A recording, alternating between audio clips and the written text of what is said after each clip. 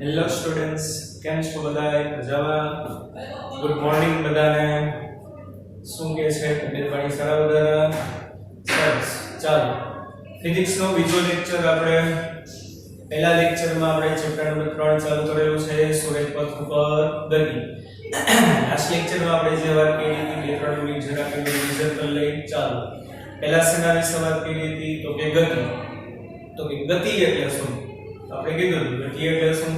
સમયની સાપેક્ષે પદાર્થના સ્થાનમાં થતા ફેરફારને શું કહેવામાં આવે? ગતિ કહેવામાં આવે. બરોબર? સમયની સાપેક્ષે પદાર્થનું જે સ્થાન બદલાય એને શું કહેવામાં આવશે? તો કે ગતિ કહેવામાં આવે. દાખલા તરીકે 8 વાગે સવારે 8 વાગે તમે ગતિની શરૂઆત કરો છો, રાજકોટથી તમે એ બાર ગામ જાઓ છો, દાખલા તરીકે અમદાવાદ જાઓ છો, તો 8 વાગે તમારું સ્થાન શું કહેવાશે? તો કે રાજકોટ. બરોબર? 9 વાગે તમે ચોટીલા પહોંચ્યા. બરોબર?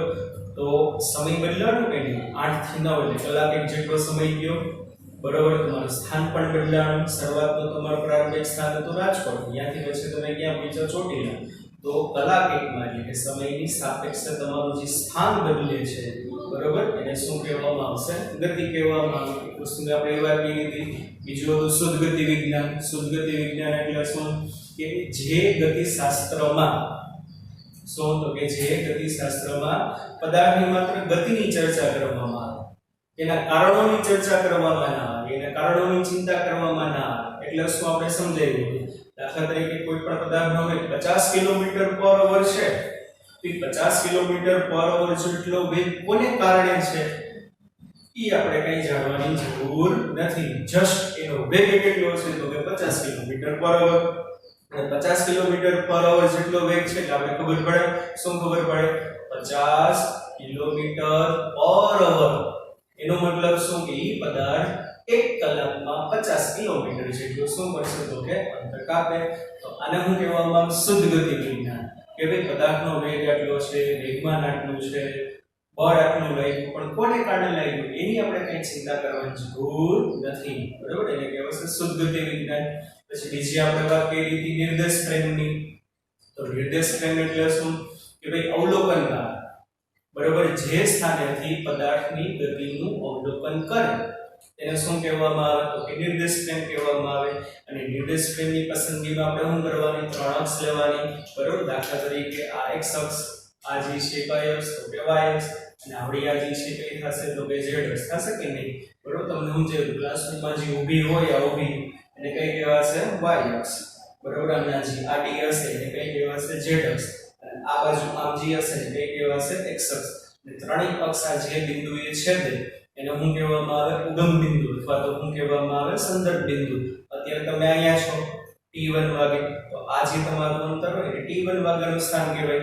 થોડીક વાર પછી તમે અહીંયા પહોંચ્યા તો આ જે આટલું અંતર હશે એને કયું સ્થાન કહેવાય? t2 વાગ્યા. બરોબર? એ આપણે વાત કરી હતી નિર્દેશ ફ્રેમની. બે ત્રણ ઉદાહરણ આપ્યા હતા તમને. બરોબર? શું પ્લેટફોર્મ પર ઉદાહરણ આપ્યું હતું કે તમે પ્લેટફોર્મ ઉપર ઊભા કોઈ પણ ગતિનું અવલોકન કરો. માની લો ટ્રેનમાં કોઈ વ્યક્તિ બેઠો છે, ટ્રેન ઉપડે છે, તો તમે પ્લેટફોર્મ ઉપર ઊભા છો. એ વ્યક્તિ ટ્રેન ઉપડી તો તમને શેમાં દેખાશે? ટ્રેનની અંદર બેઠેલી વ્યક્તિ ગતિમાં દેખાશે.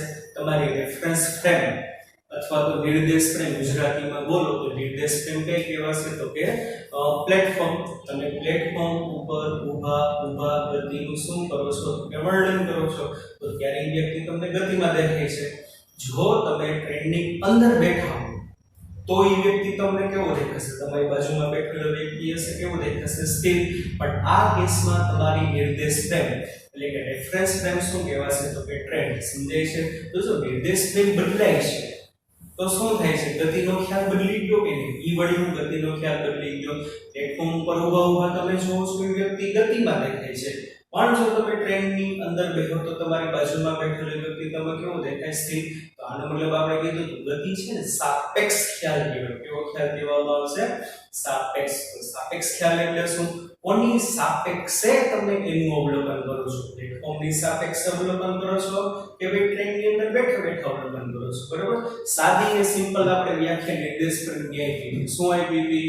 કે ભાઈ તમે જે સ્થાન ઉપરથી ઊભા ગતિનું અવલોકન કરો એને શું કહેવાશે? તો કે નિર્દેશ ફ્રેમ. બરાબર?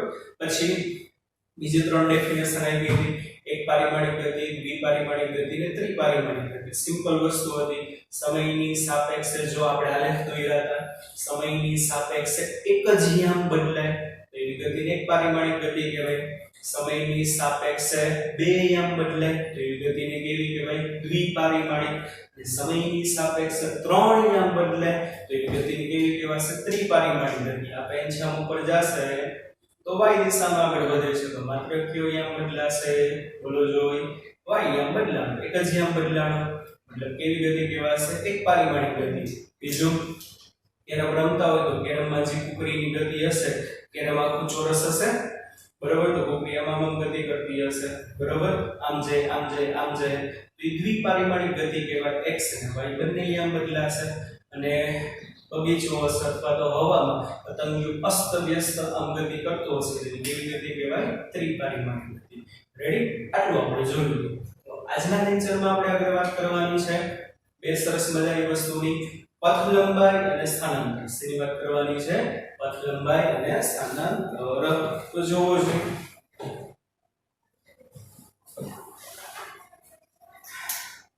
દાખલા તરીકે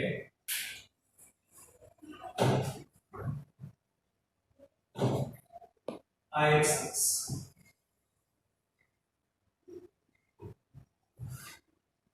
બરોબર, અક્ષનું આ ઉગમ બિંદુઓ એના ઉપર આપણે માપક્રમ દર્શાવી, આ 20, આ 40, 60, 80, 100, 120 આવા ઘણું બધું હશે કે નહીં? બરોબર, 20, 40, 60, 80, 20 ના ગાળા લીધા, 0 થી 20 ની વચ્ચે 1, 2, 3, 4, 5, 6 એવી રીતે હશે. પછી તમને ખબર છે ભૂમિતિમાં ભણી ગયા, ઉગમ બિંદુથી જમણી બાજુનું બધું પ્લસ લેવાનું, ડાબી બાજુનું કેવું લેવાનું? માઈનસ. એટલે અહીંયા -20, અહીંયા -40, અહીંયા માઈનસ. બરોબર, સમજાય છે? ચાલો હવે જોવો જોઈએ.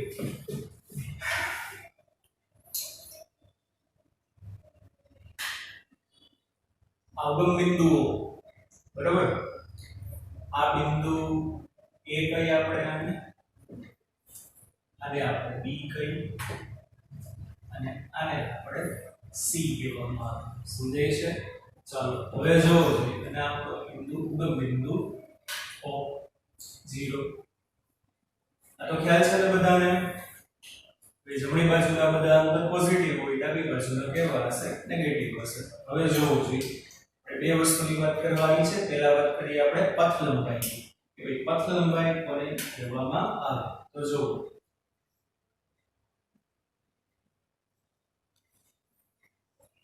પથ લંબાઈ, તો પથ લંબાઈ કોને કહેવાય? તો પથ લંબાઈ કોને કહેવાય?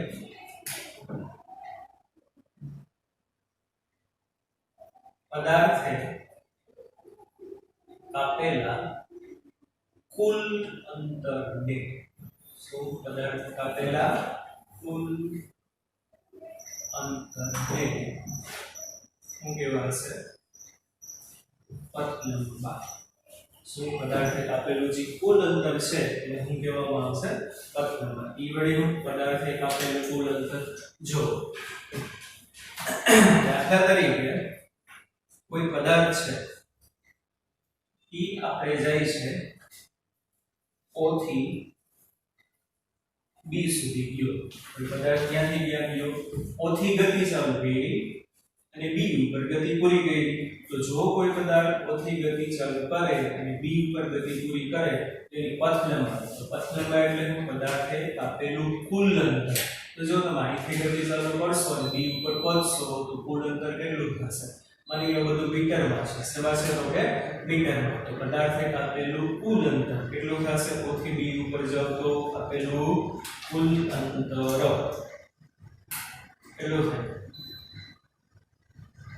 100 મીટર હશે કે નહીં? તો આ તમારે શું કહેવાશે? તો કે પથ લંબાઈ. સમજાય છે કે નહીં? પછી દાખલા તરીકે બીજું ઉદાહરણ લઈએ તો પદાર્થ O થી A ઉપર જાય છે. પદાર્થ O થી B ઉપર ગયો અને B થી A ઉપર આવ્યો સમજો O થી B ઉપર ગયા અને B ઉપરથી વળાંક લઈને તમે પાછા આવ્યા એક બીજી વસ્તુ જોઈ આપણે ચેપ્ટરનું નામ શું છે સુરેખ પથ ઉપર ગતિ બરોબર તો તમે જો O થી B જાવ છો તો ખાલી શું થશે એક સેમ જ બદલાશે કે નહીં સુરેખ પથ ઉપર ગતિ મતલબ એક પારિમાણિક ગતિ કહેવાશે કે ગતિ કહેવામાં આવશે એક પારિમાણિક ગતિ તો તમે O થી B ઉપર ગયા ત્યાંથી પાછો તમે વળાંક લઈને B થી પાછા ગયા આવ્યા A ઉપર તો શું કીધી હતી વ્યાખ્યા પદાર્થે કાપેલું કુલ અંતર એને શું કહેવાય પથ લંબાઈ તો આ કેસમાં તમારી પથ લંબાઈ હાલો કેટલી કહેવાશે પહેલા ગયા O થી B એટલે OB પછી ગયા આવ્યા પાછા B થી A એટલે વત્તા શું કહેવાશે BA સમજાય છે કે નહીં તો ચાલો પથ લંબાઈ કેટલી થશે હાલો O થી B કેટલું અંતર તો કે 100 પ્લસ B થી તમે A ઉપર આવ્યા તો જો કે B અને A વચ્ચેનું અંતર થશે કેટલું થશે A એટલે કેટલા 40 B એટલે કેટલા બોલો 100 તો આ જે અંતર થશે 60 થશે કે નહીં કેટલું થશે આ A અને B વચ્ચેનું અંતર કેટલું થાય તો 60 એટલે અહીંયા શું આવશે 60 તો શું થશે 160 મીટર તો જો તમે O થી B જાઓ અને B થી પાછા A ઉપર આવો તો તમારી પથ લંબાઈ જે થશે કેટલી થશે તો કે 160 મીટર ત્રીજું ઉદાહરણ જોઈએ આપણે જોવો જોઈએ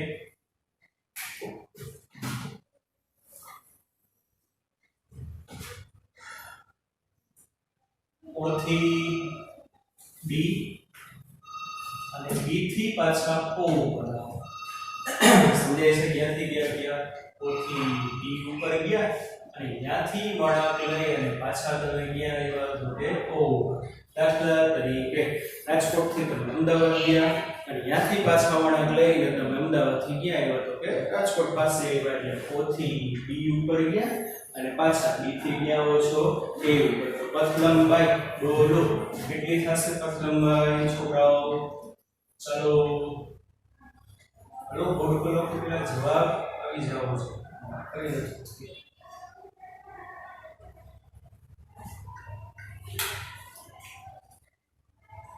પથ લંબાઈ O થી B પ્લસ A થી O તો ચાલો OB અંતર કેસો પ્લસ BO અંતર એ કેટલું તો કે 100 સમજાય છે તો પથ લંબાઈ કેટલી થશે ઓકે 200 મીટર સમજાણું આ કે ના ચાલો ચોથું ઉદાહરણ લઈએ હજી એટલે બધું ખબર પડશે હવે O થી તમે ગતિ ચાલુ કરો છો ક્યાંથી ગતિ ચાલુ કરો છો O થી B ઉપર ગયા અને B થી તમે બસ C ઉપર ક્યાંથી ગતિ ચાલુ કરી O થી B અને B થી પાછા C ઉપર તો ચાલો પથ લંબાઈ કેટલી થશે બોલો જોઈએ પથ લંબાઈ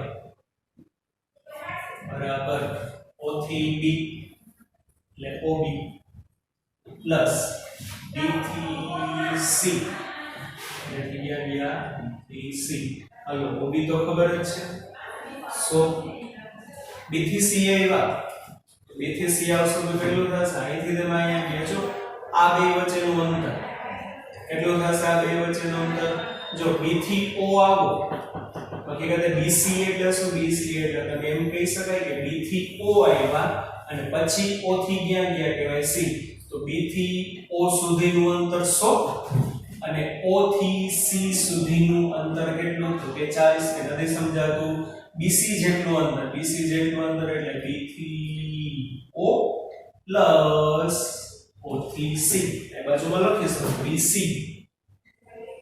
એના બરાબર શું થશે BO પ્લસ OC હવે સમજાણું બધાને BO પ્લસ OC એટલે OB કેટલું થયું 100 પ્લસ BO બીજું કેટલું તો કે 100 અને OC જેટલું આ જે અંતર છે કેટલું થશે 40 તો તમારી પથ લંબાઈ કેટલી થશે તો કે 240 સંદેશ કાઢો બાળકો એટલે પદાર્થ એક આપેલું જે કુલ અંતર હોય એને હું કહેવાશે તમારી પથ લંબાઈ. આગળ જાઓ, પાછળ જાઓ, ઓકે આ માઈનસ ના લીધું ના નહીં લેવાનું. કુલ અંતરમાં શું કરવાનું? ધન x દિશામાં આગળ વધો કે ઋણ x દિશામાં આગળ વધો, બધું કેવું લેવાનું? Plus plus plus plus plus જ લેવાનું. દાખલા તરીકે એમ કહો કે ભાઈ હું ગયો O થી C, ક્યાં ગયો હું? O થી C, તો ભલે તમે ઋણ x દિશામાં આગળ વધ્યા, પથ લંબાઈમાં એટલું યાદ રાખજો. કેટલું યાદ રાખજો? એટલું કે માઈનસ દિશાની ધ્યાનમાં લેવાની નથી. એનાથી ખબર પડતી પથ લંબાઈમાં માઈનસ નિશાની ધ્યાનમાં લેવાની નથી. હું ગયો O થી C, તો સિમ્પલ O થી C માં પથ લંબાઈ બરાબર OC. ભલે તમે ઋણ x દિશામાં આગળ વધ્યા, લેવાનું તો કે પ્લસ એટલે કેટલું થશે? 40 મીટર. કેટલા મીટર થશે? તો કે 40 મીટર. સમજણ બદલ કાઢો એટલે આખી પથ લંબાઈ. બરાબર. આગળ જાઓ, પાછળ જાઓ, બધું કેવું લેવાનું? Plus plus plus plus. આગળની વસ્તુ જે છે સ્થાનાંતર. આ ખૂબ જ અગત્યની વસ્તુ છે, જોવો જોઈએ.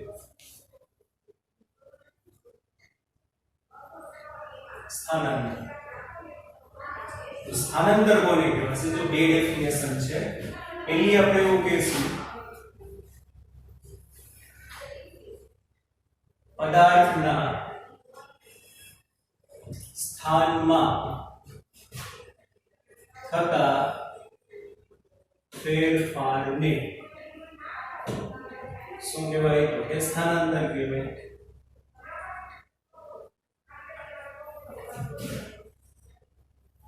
પદાર્થના સ્થાનમાં જે ફેરફાર થાય એને શું કહેવાય? સ્થાનાંતર. બીજી ડેફિનેશન છે જે આપણે સ્થાનાંતર ગોતવામાં કામ આવશે. પદાર્થના પ્રારંભિક સ્થાન અને અંતિમ સ્થાન વચ્ચેના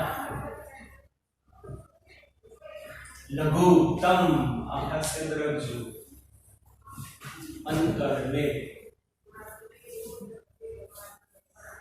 શું કહેવાય? તો કે સ્થાનાંતર.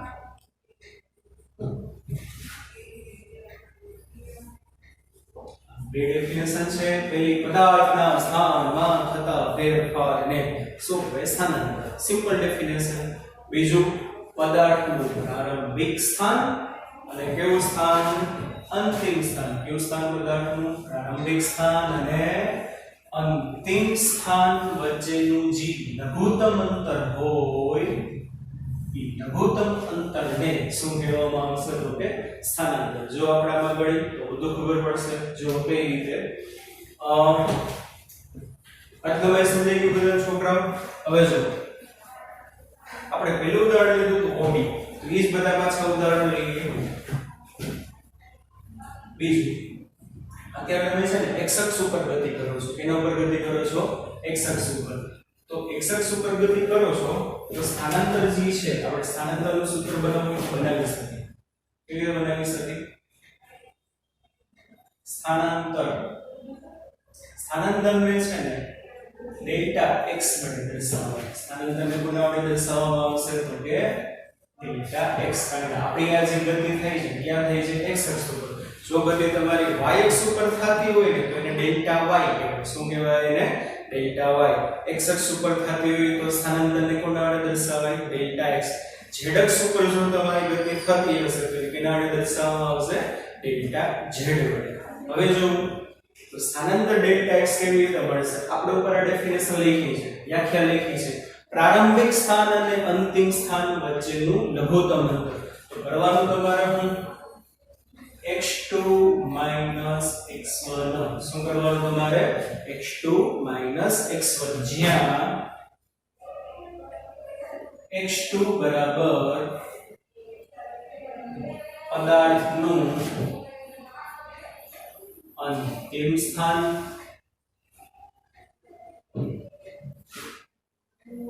અને x1 બરાબર પદાર્થનું પ્રારંભિક સ્થાન ટૂંકમાં તમારે કરવાનું શું છોકરાઓ અંતિમ સ્થાનમાંથી પ્રારંભિક સ્થાન તમે બાદ કરશો ને એટલે તમને શું મળશે તો કે સ્થાનાંતરિત બીજી વસ્તુ x1 અને x2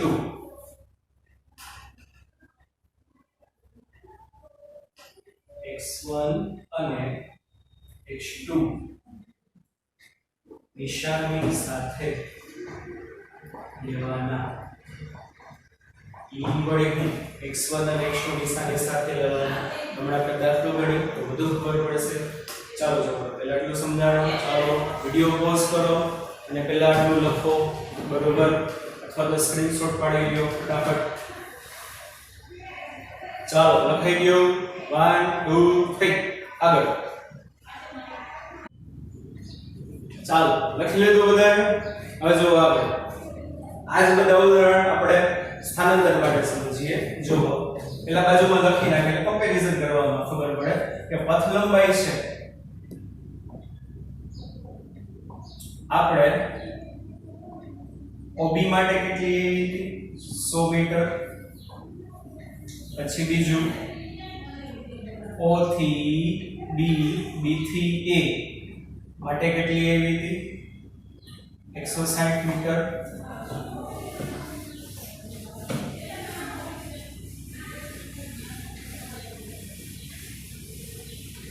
પછી O થી B B થી O એના માટે કેટલી આવી હતી 200 મીટર પછી O થી B B થી C એના માટે કેટલી આવી હતી 240 મીટર પછી O થી C માટે કેટલી આવી હતી 40 મીટર બરોબર આ જ બધી વસ્તુ માટે આપણે સ્થાનાંતર વિશે વાત કરી જો જવાબ અલગ આવશે અમુક કેસમાં સરખા આવશે અમુક કેસમાં કેવા આવશે અલગ અલગ આવશે જોવો જોઈએ હાલો કમ્પેરીઝન કરતા જાવ એટલે વધુ ખબર પડશે સ્થાનાંતર માં પહેલો કેસ આપણે લઈએ O થી B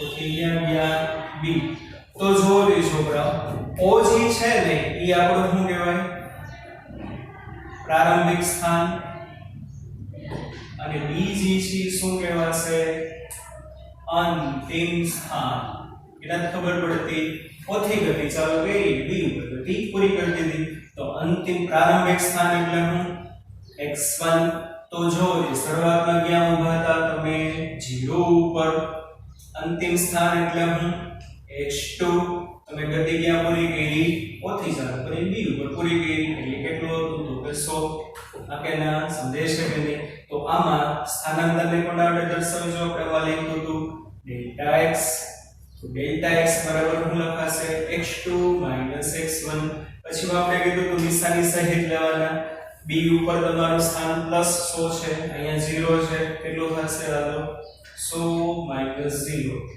એટલે કેટલું થશે આ 100 મીટર થશે સ્થાનાંતર હાલો પછી બીજો કેસ OBA એટલે O થી B B થી A તો આમાં જરા વિચારો જોઈએ પ્રારંભિક સ્થાન એટલે શું જ્યાંથી ગતિની શરૂઆત કરો એ તમારું પ્રારંભિક સ્થાન કહેવાય તો O જે છે એ શું કહેવાશે આપણું પ્રારંભિક સ્થાન હવે કેવું છે B ઉપર ગતિ પૂરી કરી છે કે નથી કરી ના નથી કરી O થી B ઉપર ગયા અને B ઉપરથી વળાંક લીધી તમે પાછી અને પાછા તમે A ઉપર આવીને ઊભા રહ્યા ટૂંકમાં O થી ગતિ ચાલુ કરી અને A ઉપર ગતિ પૂરી કરી ભલે ને વચ્ચે જો ડાયરેક્ટ O થી A ઉપર ગતિ ન કરી સમજજો પહેલા O થી B ઉપર જાવ છો અને પછી B થી A ઉપર આવો છો તો આ જે છે આ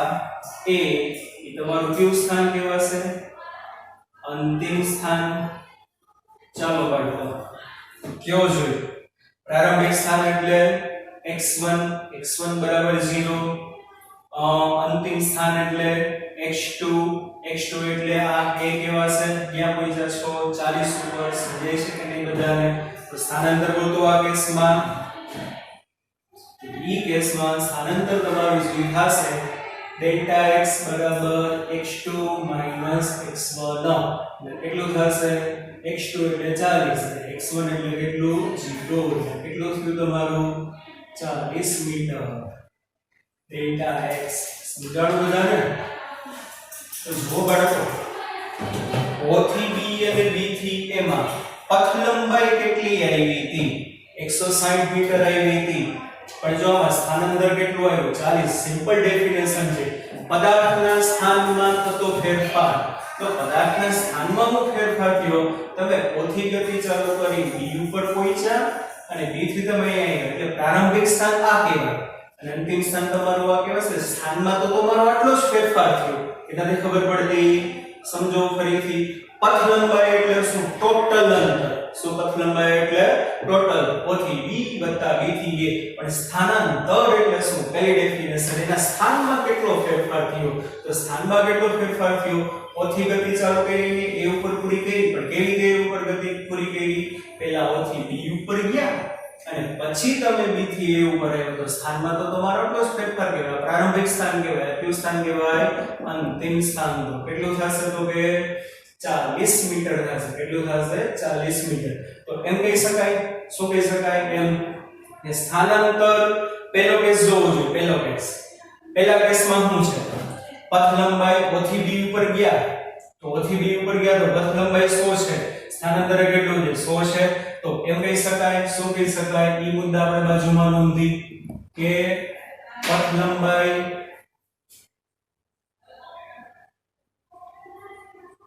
અને સ્થાનાંતર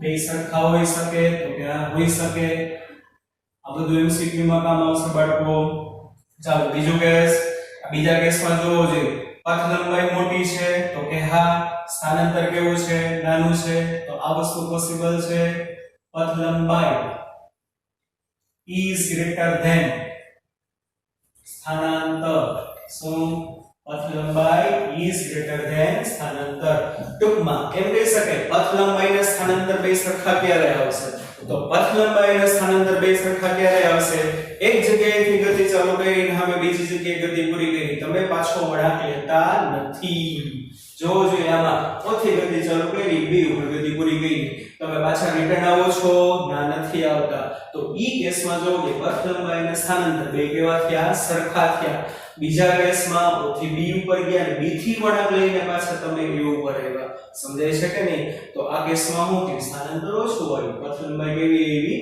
વધુ આવી ચાલો ત્રીજો કેસ શું છે O થી B ઉપર ગયા B ઉપર ઉભા રહી ગયા તો કે ના B થી તમે પાછો વળાંક લીધો રિટર્ન આવ્યા અને પાછા ક્યાં આવ્યા તો કે O ઉપર એટલે O થી B B થી O હલો કયો જોઈ આ શું કહેવાય પ્રારંભિક સ્થાન આ શું કહેવાશે અંતિમ સ્થાન હલો પ્રારંભિક સ્થાન એટલે x1 0 અંતિમ સ્થાન x2 એટલે 0 તો શું થશે આમાં સ્થાનાંતર ડેલ્ટા x બરાબર x2 x1 0 0 બરાબર કેટલું થશે 0 થશે કે નહીં તો જોવો જોઈએ આ કેસમાં શું થયું સ્થાનાંતર કેવું આવ્યું શૂન્ય આવ્યું કેવું આવ્યું શૂન્ય જો જ્યારે પથ લંબાઈ આમાં કેટલી હતી 200 મીટર હતી કે નહીં બરોબર તો આ કેસમાં હું કે પથ લંબાઈ મોટી છે સ્થાનાંતર કેવું છે નાનું છે એટલે સિમ્પલ વસ્તુ છે O થી ગતિ ચાલુ કરી પાછા O ઉપર જ આવ્યો O થી B ઉપર ગયા B થી ઉપર O ઉપર આવ્યો તો બોલો જોઈએ તમારા સ્થાનમાં શું ફેરફાર થયો કાંઈ નહીં રાજકોટ થી અમદાવાદ ગયા અને અમદાવાદ થી રિટર્ન પાછા તમે ગયા એવા રાજકોટ તો તમારા સ્થાનમાં કેટલો ફેરફાર થશે કાંઈ નહીં જ્યાંથી ગતિ ચાલુ કરી ત્યાં જ તમે શું કરી ગતિ પૂરી કરી મતલબ તમારા સ્થાનમાં કાંઈ ફેરફાર થતો નથી સમજે છે કે નહીં મતલબ સ્થાનાંતર કેવું કહેવાશે શૂન્ય કહેવાય કેવું કહેવાશે સ્થાનાંતર શૂન્ય હાલો કેવું જોઈએ A થી B ને B થી A થોડુંક વધુ સમજે એટલા માટે વધારાનો આમાં કેસ લઈ લઈએ આપણે આના સિવાયનો a થી b b થી a ઓકે 0 0 હોય તો સ્થાનાંતર 0 આવે ને એવું જરૂરી નથી જો ક્યાંથી ગતિ ચાલુ કરી જો આ વખતે એવું જરૂરી નથી કે ઉગમ બિંદુથી જ ગતિ ચાલુ કરો બરોબર તમે રાજકોટથી ગતિ ચાલુ કરી તમારા ફ્રેન્ડે ચોટીલાથી ગતિ ચાલુ કરી તો તમારા ફ્રેન્ડ માટે પ્રારંભિક સ્થાન શું કહેવાશે a કહેવાશે તો ચાલો આમાં a થી b ગયા b થી પાછા રિટર્ન a આવ્યા તો a શું કહેવાય પ્રારંભિક સ્થાન પાછા a ઉપર આવ્યા તો કે આનંદિક સ્થાન ના કહેવાય ના કહેવાય પણ ક્યારે કહેવાય b ઉપર જઈને તમે ઊભા રહી જાઓ પણ આમાં b ઉપર ઊભા રહેતા નથી પાછા રિટર્ન આવો છો એટલે આને ના કહેવાય પાછો a ઉપર ગતિ પૂરી કરી રાખ્યું સ્થાન કહેવાય અંતિમ સ્થાન કે ના તો x1 બરાબર 40 કેવા છે ને અને x2 બરાબર 40 डेल्टा x बराबर x2 माइनस x1 40 माइनस 40 કેટલા થાય 0 સમજે છે કે નહીં તો આ કેસમાં પણ જો સ્થાનાંતર કેવું હોય શૂન્ય બાજુમાં એક મુદ્દો છે આપણે નોંધી લઈએ શું તો કે સ્થાનાંતર શૂન્ય હોઈ શકે શું હોઈ શકે શૂન્ય होई सके तो क्या स्थानांतर शून्य होई सके क्या होई सके कि जे बिंदुएથી ગતિ ચાલુ કરી या તમે પાછા વળવા જાવ દઉં છું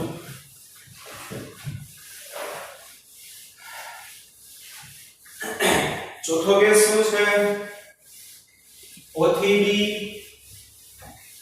B ઉપર જઈને ઉભા રહ્યો છો તો કે ના B થી પાછા રિટર્ન આવો છો ત્યાં આગળ પાછા રિટર્ન આવો છો C ઉપર તો ચોથો કેસ આપણો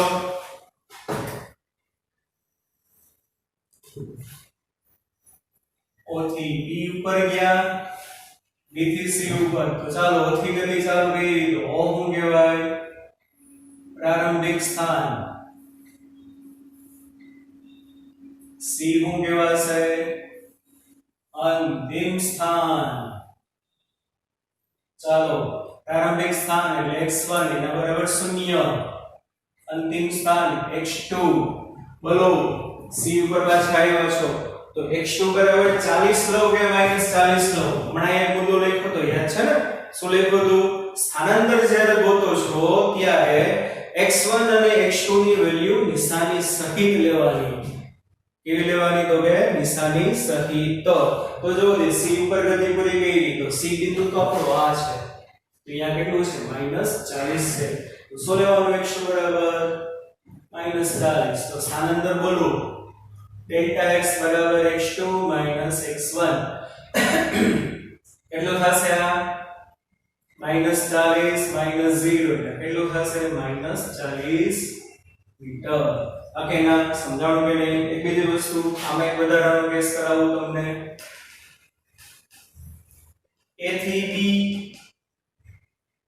B થી C ત્યાંથી ક્યાં ગયા A થી B ઉપર આવ્યા અને B થી પાછા તમે ક્યાં આવ્યા C ઉપર તો જો શું થશે AQ સ્થાન પ્રારંભિક એટલે x1 કેટલું થશે x1 40 C હું કહેવાશે અંતિમ સ્થાન x2 વેલ્યુ કહેવાશે -40 હાલો સ્થાનાંતર કેવી રીતે ગોતવાનું x2 x1 x2 કેટલો આવ્યો -40 આ માઈનસ nm x1 કેટલા +40 -40 એટલે -80 સમજાય છે કે નહીં તો સ્થાનાંતર આ બે કેસમાં કેવું આવે છે ઋણ તો સ્થાનાંતર ઋણ હોઈ શકે તો કે હા હોઈ શકે તો ચોથું મુદ્દો આપણે લખી શકીએ શું સ્થાનાંતર ઋણ હોઈ શકે સમજાય છે બાળકો બધાને બરોબર જો OBC કેસમાં કયા કેસમાં OBC કેસમાં પથ લંબાઈ કેટલી આવી હતી 240 સ્થાનાંતર કેટલું આવ્યું -40 તો એનો મતલબ આ કેસમાં શું છે પથ લંબાઈ મોટી છે સ્થાનાંતર નાનું છે તો આ શરતનું પાલન થાય છે તો કે હા પથ લંબાઈ મોટી છે સ્થાનાંતર કેવું છે નાનું છે ચાલો છેલ્લો કેસ OC